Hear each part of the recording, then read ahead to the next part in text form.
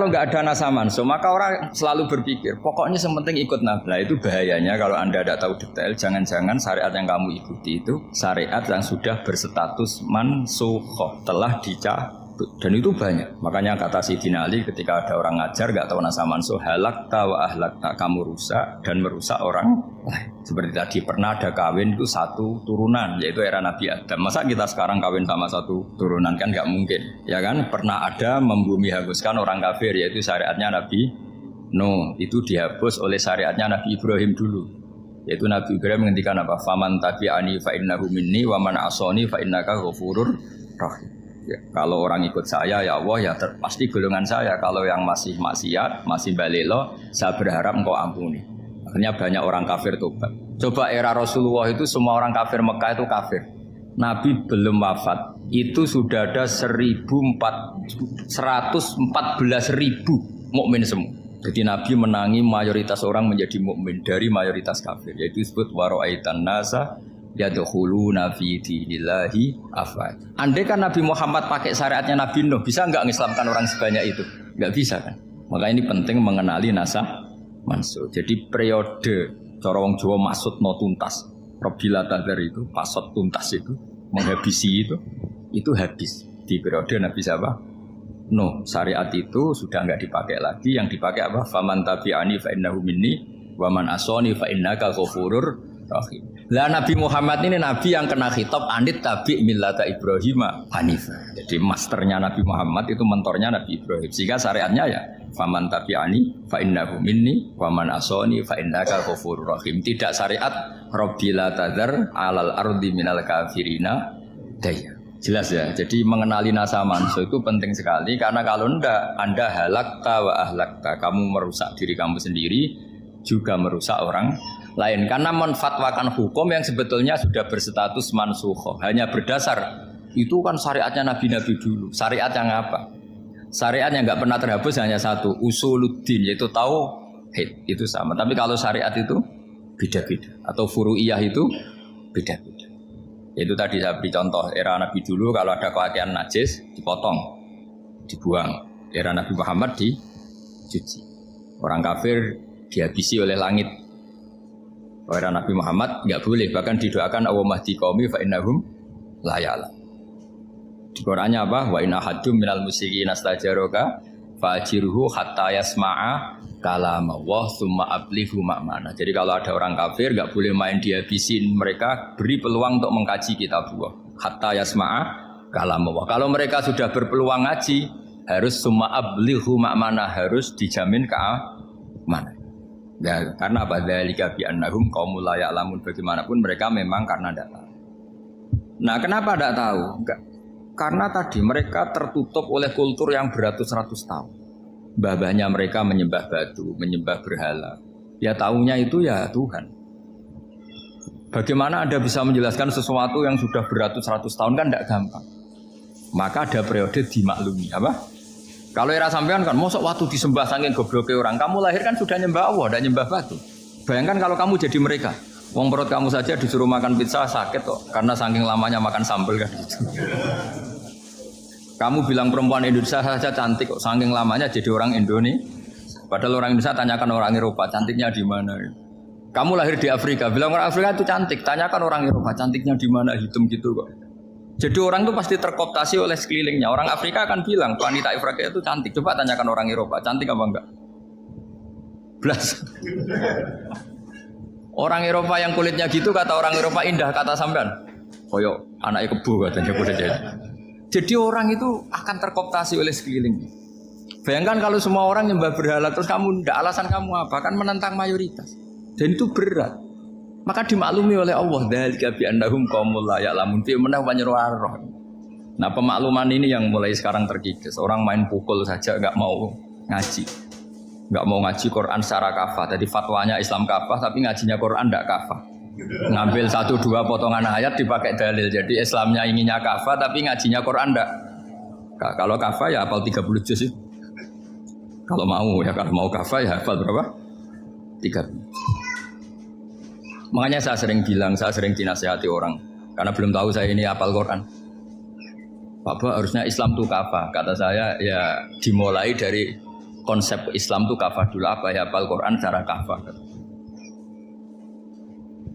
Jadi ini penting saya utarakan. Bahaya sekali orang mengenali Islam tanpa mengenali nasah mansukh. Karena beberapa syariat Nabi sebelum kita itu berstatus mansukh. Terus contoh berikutnya, ini nasah mansukh antar Nabi apa khusus internal Nabi? Antar Nabi aja nggak selesai ini sampai. Contoh yang paling keren mungkin cowok semua senang. Nabi Dawud dulu istrinya berapa? 99. Nah itu kalau masih halal itu kan berarti jenengan tuh punya istri berapa? Wah itu kan ngeri betul. Punya satu aja repotnya gitu apalagi berapa? Punya 99. Terus kamu bilang gini, ini kan syariatnya Nabi Dawud, Nabi kan bisa diikuti. Pernah ada periode di mana seperti itu boleh. Jadi makanya mau tidak mau mengenali nasah mansukh itu harus. Kalau enggak ya kamu masih berkeyakinan boleh beristri berapa? Nah ini penting saya utarakan. Makanya Sayyidina Ali itu kalau ngetes calon mubalek, kira-kira kalau Kemenak dulu inginnya apa? Sertifikasi apa? Mubalek. Itu tanyanya gitu. Ta'rifun an-nassa wal mansukh, kamu apa tahu nasah mansukh? La. Jawabnya Sayyidina Ali, halak tahu ahlak tahu, kamu orang yang rusak. Karena tadi takutnya ada syariat yang sudah mansukh dipakai. Itu tadi misalnya kita ini tidak umatnya Nabi Nuh, tapi pakai syariat Robbila tadar alal ardi minal kafirina. Terus ketiga begini, misteri manusia itu. Dan ini kita tidak pernah tahu sampai kiamat, tapi ini ilmu harus kita diskusikan. Misalnya saya ini namanya Bahaudin. Kan hanya Allah yang tahu berapa turunan saya sampai kiamat dan statusnya kayak apa. Donald Trump juga gitu. Donald Trump itu sekarang kafir, tapi kita tidak pernah tahu nanti turunan keberapa ada yang Muslim. Lah turunan yang calon Muslim ini diletakkan di mana kita tidak tahu. Yang jelas kalau kamu bunuh itu katut itu. Artinya gini, logika membiarkan orang kafir itu ya ada logikanya.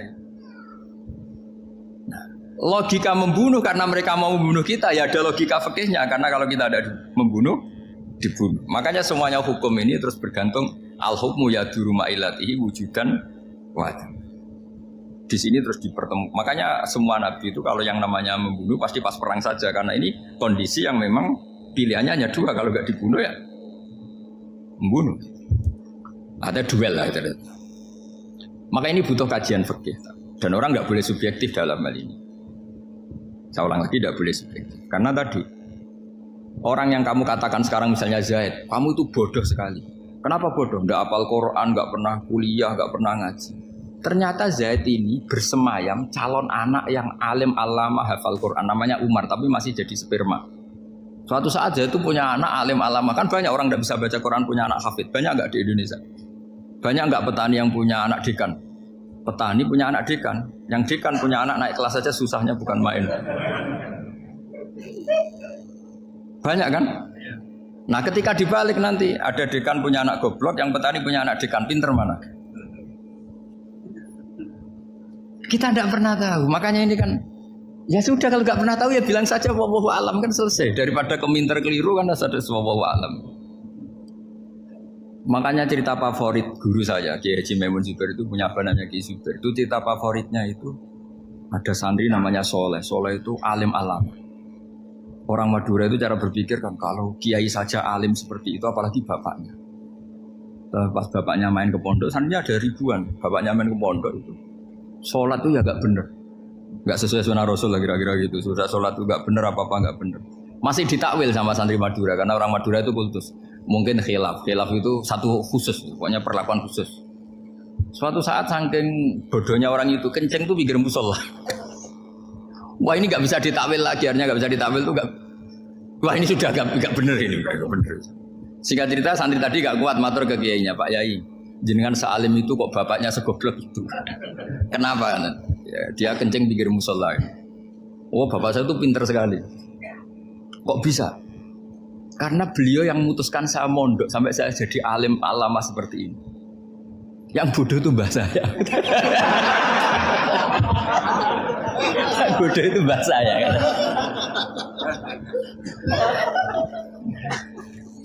Artinya gini, sekarang misalnya Anda dekan atau Anda rektor atau Anda profesor atau Anda kiai top mubalek kondang. Anda mubalek kondang terus punya anak, gobloknya bukan main atau apalagi anaknya ketangkep KPK. Yang satu anaknya orang bodoh jadi dekan. Kalau kompetisi ini pinter mana coba? Ada ahli metodologi tapi anaknya itu terlibat narkoba. Yang ini petani utun, anaknya dekan. Kira-kira kalau dikompetisikan pinter mana? Anaknya pinter petani tadi gitu. Yang ketika petani kamu vonis bodoh gitu.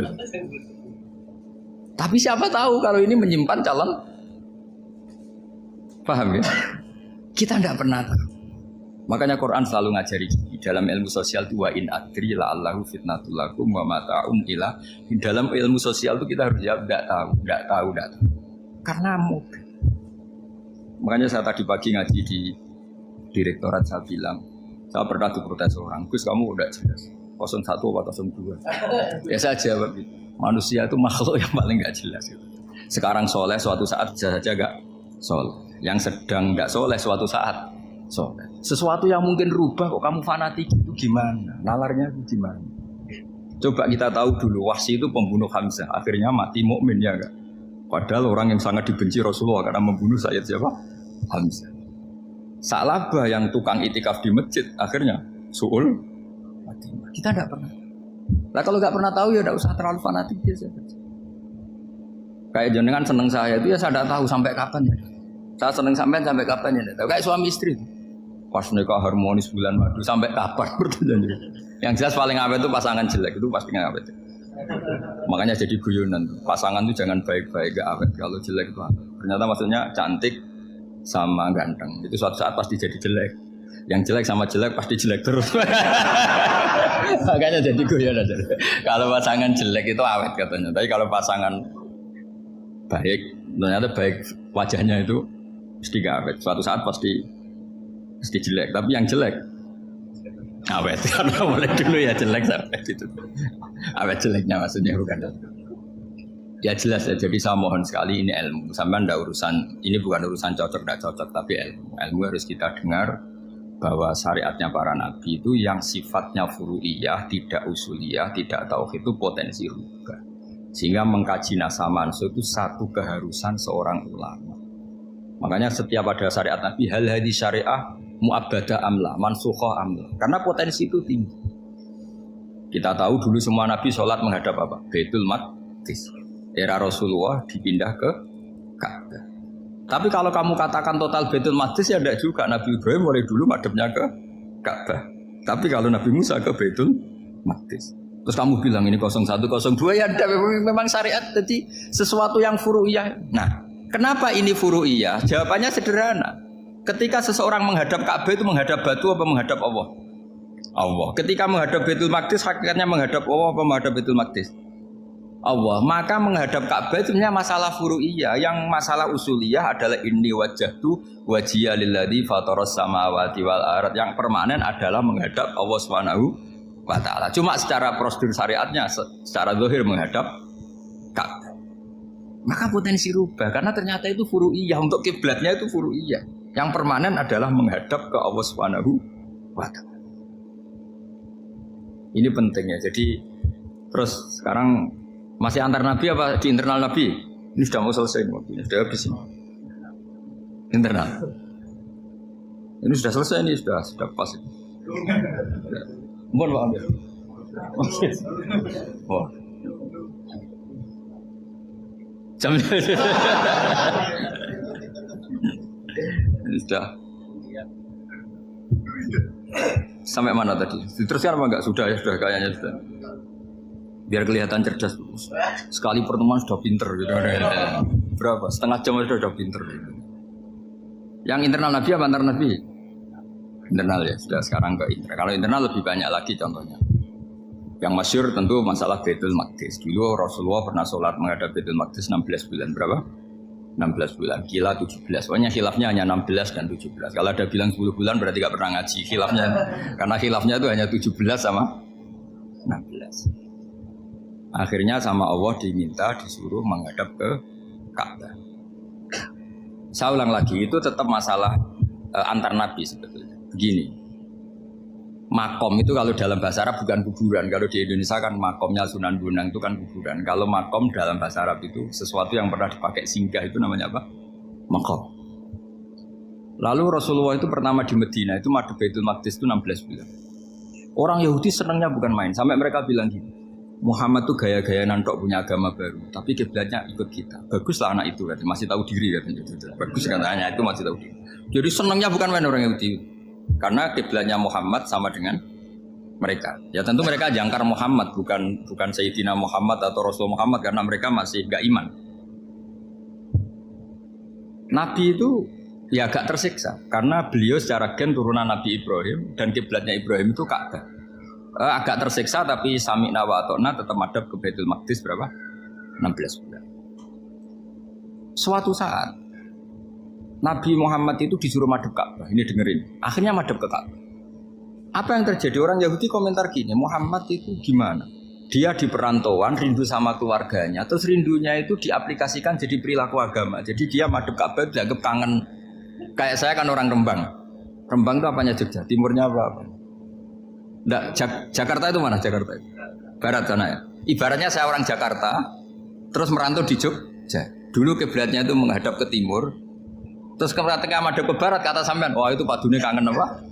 Keluarga. Juga kurang ajar orang Yahudi. Jadi orang Yahudi itu memang paling pinter bully. Makanya kalau sampean tukang bully itu ya agak-agak ya enggak. Saya tidak ngomong agak ya, pokoknya agak-agak itu ya. Pinter bully orang Yahudi.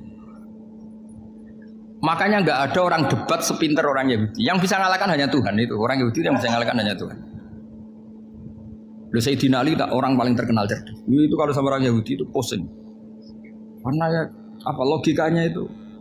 Saya beri sekian contoh. Ada orang Yahudi tanya gini, Muhammad kalau kambing mati itu yang bunuh siapa? Ya Allah, mati langsung itu.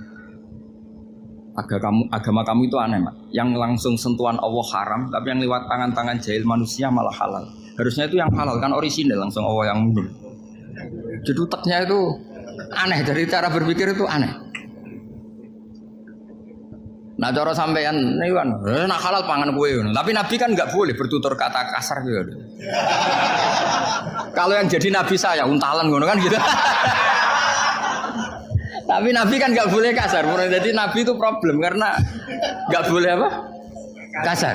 Kalau kita kan gampang, wis nak halal untalan kan selesai, Pak. Tapi Nabi nggak boleh kasar gitu. Jadi nak jadi nggak Nabi, nggak sampean itu kan enak. Mau keliru ya pantas, mau apa saja pantas. Karena kan nggak panutan. Kalau Nabi nggak bisa meluruskan kebenaran itu harus tetap sesuai akhlak. Ya jadi agak kerepotan. Makanya punya Umar alhamdulillah ada yang nggak perlu aturan gitu. Jadi enak. Jadi ya itu memang aturannya harus itu. Coba Nabi itu perang tapi nggak boleh bunuh. Kayak apa susahnya? Beliau jadi sasaran tembak tapi nggak boleh bunuh. Kalau sahabat kan enak duel, relax, santai, bisa tarung. Kalau Nabi nggak boleh. Makanya Nabi meskipun ikut perang terus gak ada sejarah orang yang dibunuh. Ya hanya satu peristiwa itu pun dibaca orang kafir, ditangkis Nabi, pedangnya kembali ke dia mati. Tapi gak ada yang Nabi. Karena Nabi kalau pembunuh nanti itu terus kayak pendekar kan susah juga punya Nabi kok. Habis perang saya Nabi tanya, Muhammad habis orang berapa? 1000. Ya repot juga punya Nabi mantan apa?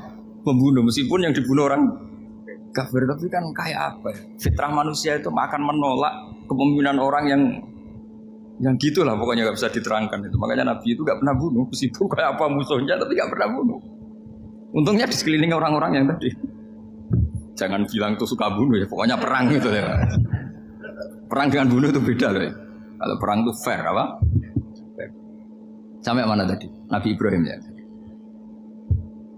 Makom tadi saya ulang lagi. Nabi Muhammad menghadap ke Baitul Maqdis itu hanya Allah nuruti. Ini loh Nabi betul. Tahu betul bahwa di antara syariat adalah Baitul Maqdis karena semua nabi pernah berkiblat Baitul Maqdis. Tapi Nabi ketika menghadap ke Ka'bah, Nabi juga dibilangin sama Allah.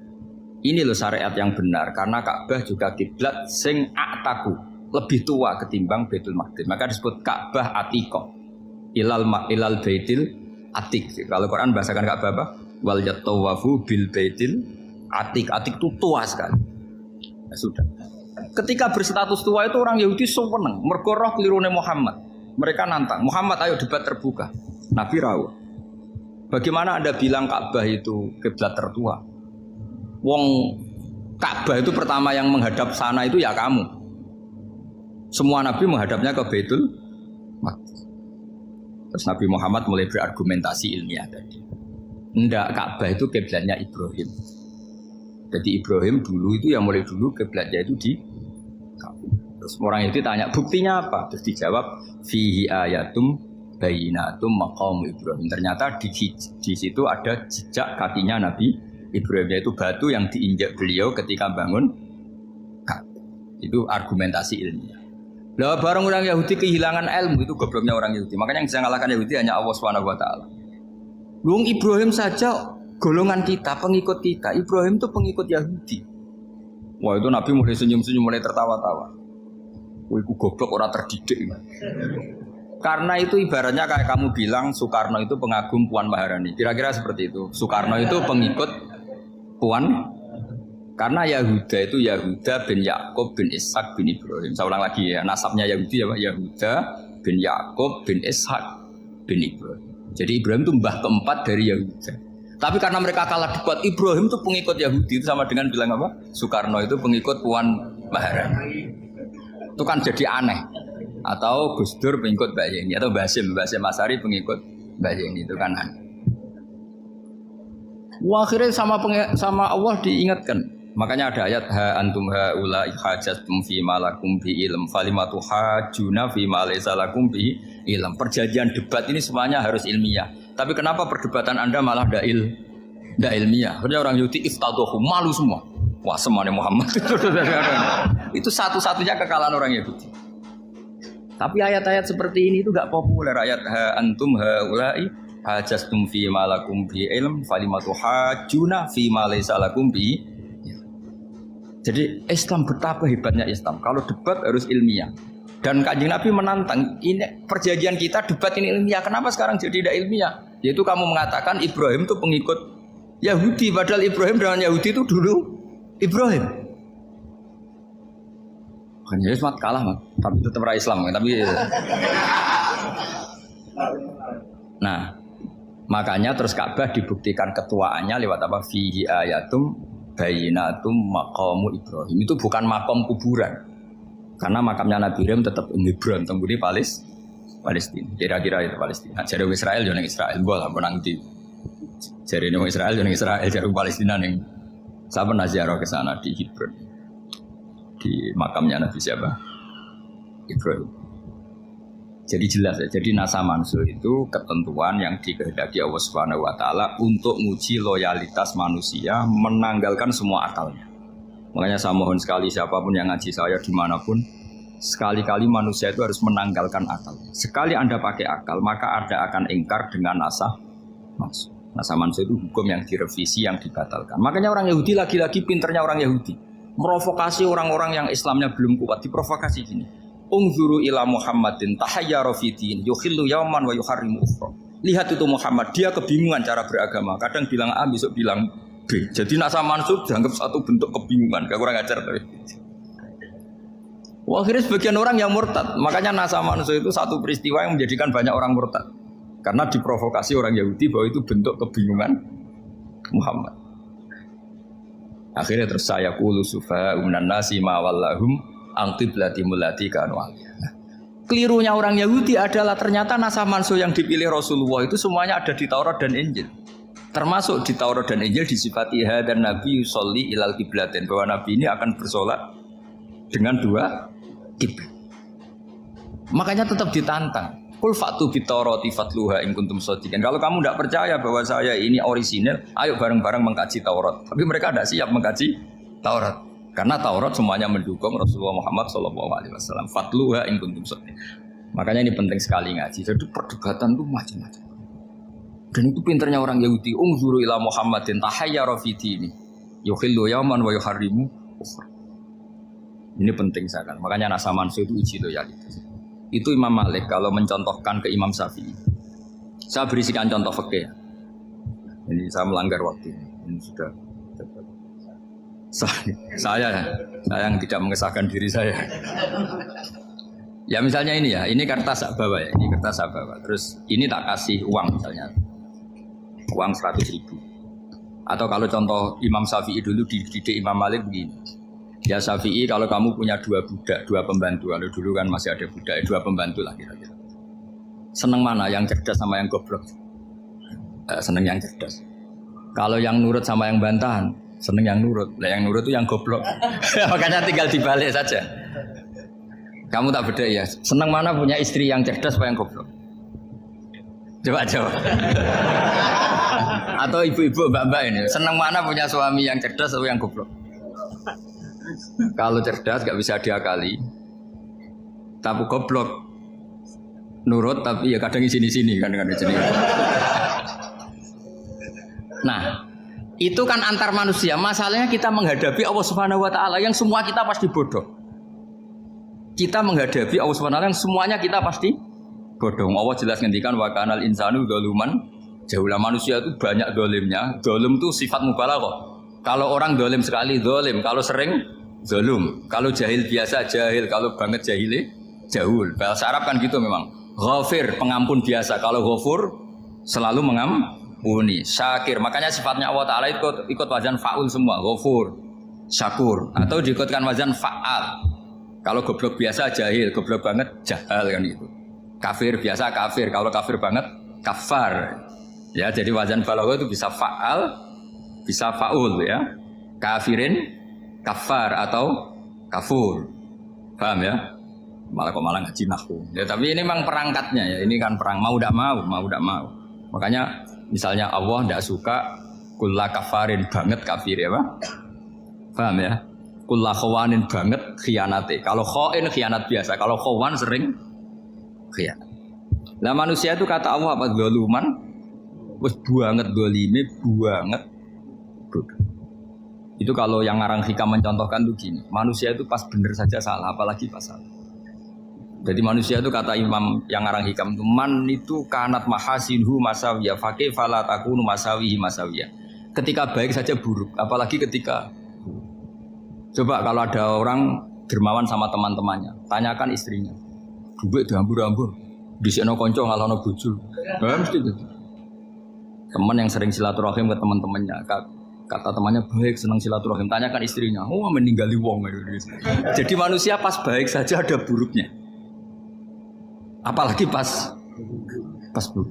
Makanya dulu bapak saya ngajarin saya istiqomah ya apik ya. Tapi kadang-kadang nak keterusan itu ora istiqomah ngangkangi orang yo ndak punya kesempatan. Misalnya ada imam masjid ngimami terus sampai tua sampai mau mati. Itu istiqomah apa ndak memberi peluang yang lain?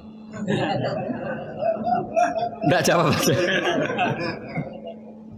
Jadi itu manusia. Jadi pas baik saja buruk, apalagi pas buruk. Kayak saya gini di sini ngajar baik, tapi saya ada sopannya harus di atas. Padahal banyak orang sepuh ada Pak On, ada beberapa yang kan terpaksa nggak sopan. Tapi sampean yang nyuruh, berarti sampean yang dosa. Kemarin saya minta di bawah supaya ganjaran saya utuh ini gara-gara begini ganjaran saya ini agak terkredit apa terdebat itu karena itu. Saya teruskan. Jadi manusia itu punya sisi itu karena manusia itu dzalum dan apa jahul. Wa kanal insanu dzaluman. Problemnya ini ngadepi Allah yang selalu pinter, yang kita selalu bohong. Misalnya gini, kamu ditanya Allah. Ini contohnya Imam Malik. Ikla hadi sokhroh fa inna tahtaha dhahaban. Coba bongkahan batu itu kamu angkat, di bawahnya ada emas. Lalu budak yang pinter berlogika. Oh disuruh buka itu karena ada emas toh. Berlogika. Kalau budak yang goblok enggak? Ya disuruh ya diangkat saja. Ada emas apa enggak karena perintah ya diangkat. Yang satu nurut karena perintah, yang satu nurut karena ada emas, ada sesuatu. Logikanya suatu saat Tuhan tuh hanya bilang gini tok. Ikla hadis sokhroh. Batu itu angkat. Yang nurut yang goblok permanen tadi. Kan langsung angkat. Yang pinter, ini ada apa lagi Gusti kok harus diangkat? Ya gak ada apa-apa, nyuruh saja kata Allah gitu. Wah tidak bisa, sesuatu harus ada alasannya. Itu kira-kira mangkel loh agak. Oh mangkel. Nah, logikanya manusia seperti itu. Makanya dua murid pinter, di rakyat pinter, presiden ya susah mesti demo. Goblok yang susah sini uang. Ini kan nggak ada pilihan. Memang manusia itu nggak ada pilihan. Nah sekarang masalahnya gini di fikih ini saya kembali lagi ke fikih. Pertanyaannya secara fikih begini. Misalnya iddah. Iddah itu seorang perempuan ditinggal mati suaminya atau ditinggal atau cerai. Itu kan ada namanya apa? Iddah. Iddah itu memastikan apa tujuannya? Memastikan rahim itu steril dari mani atau sperma zaut awal. Supaya nanti kalau dinikah orang lain tidak terjadi ikhtilatul nasab. Oke, berarti iddah kita beri argumentasi secara ilmiah li baro'atir rohmi. Jadi misalnya Zaid menceraikan istrinya Sri dalam keadaan masih bisa haid. Iddahnya 3 kali masa suci. Wal mutallaqatu yatarabbasna bi anfusina salah satu. Lalu karena secara teori medis kalau haid berarti bukti tidak hamil. Apalagi kalau haidnya terulang-ulang sampai 3 kali pasti tidak hamil. Jika kalau nanti dinikahi orang lain pasti kalau ada anak ya anaknya zaud sani atau zaud kedua. Berarti alasan iddah li baro'atir rohmi. Oke, kita sok pinter, sok bijak. Pertanyaannya adalah sekarang sudah baru 1 bulan suaminya di Malaysia nggak pernah ngumpuli. Dicek di medis juga berbukti tidak hamil. Apakah boleh tanpa iddah? Semua ulama mengatakan tidak boleh. Tapi ini kan rahimnya jelas bersih. Ya karena iddah itu nuruti perintah pangeran. Pokoknya tetap iddah. 3 kali masa suci. 3 kali masa suci atau masa haid. Itu ada perdebatan ulama. Tapi kan ini terbukti bersih Gus. Meskipun terbukti bersih kata Allah harus iddah 3 bulan atau berapa? Kira-kira 3 bulan 4 bulan ya tetap harus iddah. Kowe milih mana sok pinter Gusti berhubung ini pangeran buat terang gitu berhubung jadi Tuhan apa bawa waris berhubung Gusti ini jelas steril dari sperma zaut awal nggak usah iddah Gusti sama aja kamu disuruh majikan kamu ikhla hadis safra berhubung nggak ada apa-apa nggak usah ya kira-kira mangkel nonda budak yang seperti itu mangkel maka dibutuhkan kebodohan dalam beragama. Betul itu memang. Makanya Nabi itu unik. Pernah bilang itu gini. Aksaru ahlil jannah al-buhu. Aki-aki penduduk swarga itu al-buhu. Wong goblok-goblok. Maksudnya goblok yang jenis ini. Bukan goblok betulan. Maksudnya goblok jenis ini itu ya tetap pinter. Tapi pinternya dibuang. Pura-pura goblok demi samina. Jadi saya misalnya kok pinter. Pinter dan goblok tadi. Sekaligus. Pinter dan goblok. Ya baha ikhla hadis sokhra fa inna tahta hadapan. Tak angkat. Karena saya tahu di bawah ada Mas, tapi di hati saya sajane ya mergo perintah. Suatu saat kok disuruh Allah, ikhla hadis sokhra. Perintah ya tak angkat, ya sudah. Jadi ya pinter ya goblok. Saya tahu namanya perintahnya Allah pasti ada hikmahnya. Hikmahnya iddah adalah li baro'atir rohmi. Tapi hikmahnya jadi kawula adalah nurut perintah Allah, cek tahu alasannya maupun tidak. Lah di sini ada illatul hukmi untuk membangun kecerdasan, tapi ada loyalitas untuk membangun ubudi. Ya, bahwa kita ini kawula roh tetap loyal. Makanya tadi pagi saya cerita Sayyidina Umar. Sayyidina Umar kayak apa cerdas, tapi tetap ubudiyah. Yaitu Rasulullah SAW sering dibully orang kafir. Muhammad tuh gaya-gaya nantok. Wong ora oleh nyembah berhala, ora oleh nyembah watu. Jebule dekne nyembah Hajar Aswad. Karena dilihat dari jauh kan tetap nyium Hajar Aswad. Coba kalau kamu lihat dari jauh, kamu sujud dari jauh kan kayak sujud sama batu. Makanya Sayyidina Umar karena orang kafir masih cara berpikir gitu, tiap nyium Hajar Aswad itu komentar gedumel. Alim tu annaka hajarun la tadurru wa la tanfa. Walau la anni ra'aitu Rasulullah qabbalaka ma qabbal. Bukan. Aku roh nek watu ya ora mandoroti ra manfaati. Kalau saja saya tidak melihat Nabi nyium kamu, saya tidak sudi nyium kamu. Jadi tidak berdoa doa mustajab itu tidak berutu. Karena apa? Umar tahu ini masalah secara tauhid. Kalau saya doa depan Hajar Aswad nanti dikira syirik karena berdoa di depan batu. Tapi kalau saya tidak nyium nyulayani sunnah Rasul yaitu nyium Hajar wis tengah-tengah nyium sambil gerutu itu sudah kompromi. Ya nyium tapi gerutu. Kayak apa? Makanya ya cerdas tapi ya goblok tadi ya cerdas. Itu uniknya Rasulullah. Jadi muji orang pintar ya sudah langit. Tapi Nabi pernah dalam satu hadis mengatakan aksaru ahlil jannah al-bulbu. Aki-aki penduduk swarga itu orang bodoh. Artinya orang bodoh itu bukan bodoh betulan. Dia meninggalkan akalnya demi loyalitas ubudi. Untuk menutup itu bukti begini. Perang Badar itu perang yang nggak mungkin dimenangkan umat Islam karena orang kafir itu 1000 dengan pasukan full dengan peralatan perang full. Rasulullah itu tahun kedua Hijriah itu pasukannya hanya 313. Itu pun pedang itu untuk orang 5 itu hanya ada pedang 1. Jadi kalau mau dibaca orang, sih kang nyileh pedangnya aku. Itu kan nggak kebayang perang dalam keadaan seperti itu. Jadi mesti kalah, orang kok mungkin kalah, mesti. Tapi Nabi tetap bilang, saya ini disuruh Allah perang, ya harus berangkat. Yaitu perang Badar. Kata para sahabat, ya Rasulullah ini nggak masuk akal, sudah nggak usah perang, ini nggak masuk akal, mau setor nyawa. Sudah gitu dadaan, nggak ada persiapan. Lucunya apa?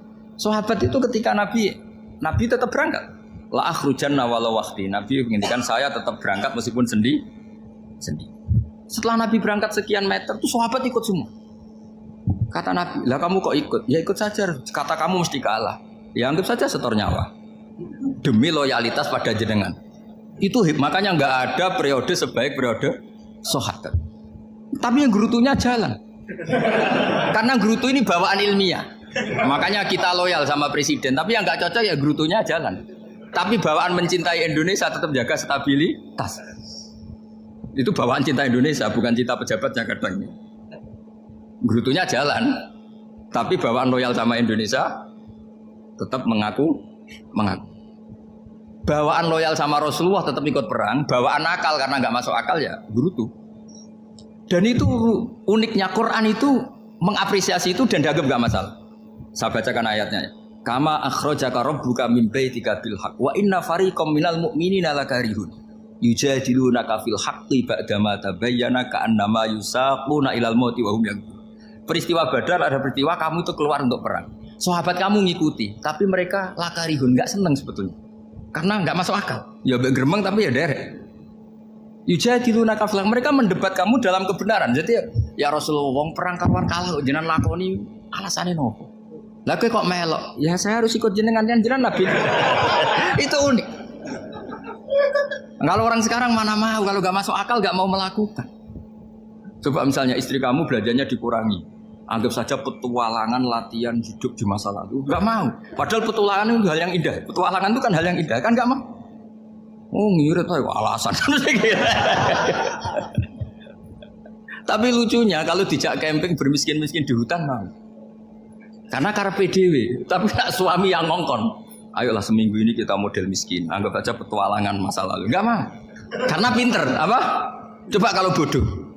Ya ngono ya apa-apa Mas. Tapi resikonya nak bodoh, pas kamu sakit ya dibiarin.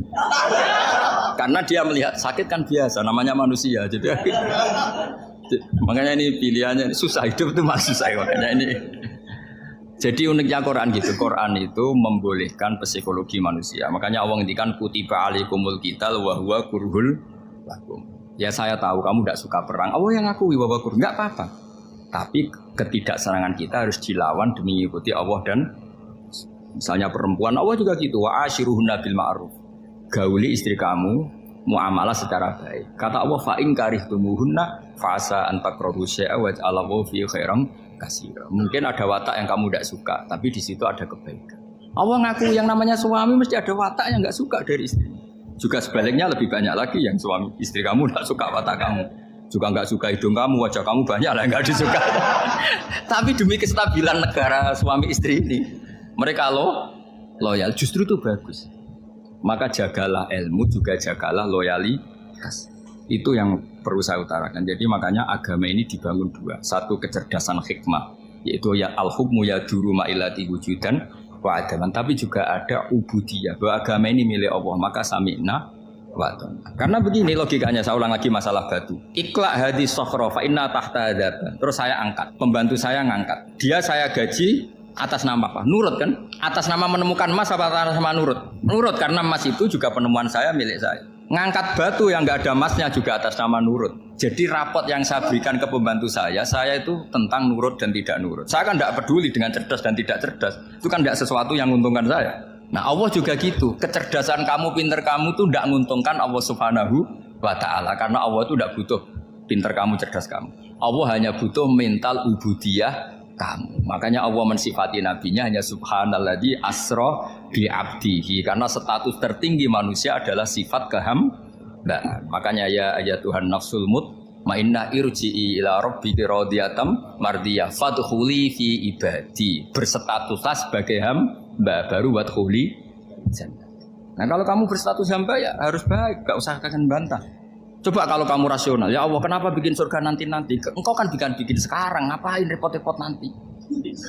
Jadi kacau semua agama. Makanya yang perlu didahulukan adalah status ya Tuhan nafsul mutmainnah irji'i ila rabbiki radiyatan mardiyah fadkhuli fi ibadi. Masuklah berstatus sebagai hamba saya. Khasnya hamba tadi ya cerdas karena semua yang diperintahkan Allah pasti ada hikmahnya. Tapi kecerdasan ini kadang kita tinggalkan demi loyalitas ubudiyah. Oke, saya kira demikian. Assalamualaikum warahmatullahi wabarakatuh.